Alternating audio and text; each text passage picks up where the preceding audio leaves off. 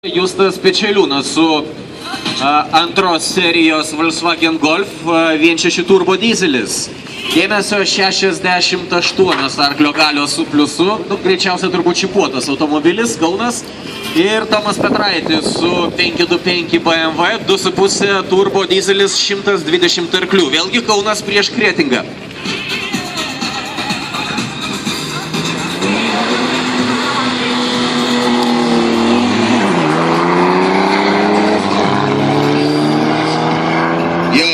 Kaunas dūmų čia trasoje.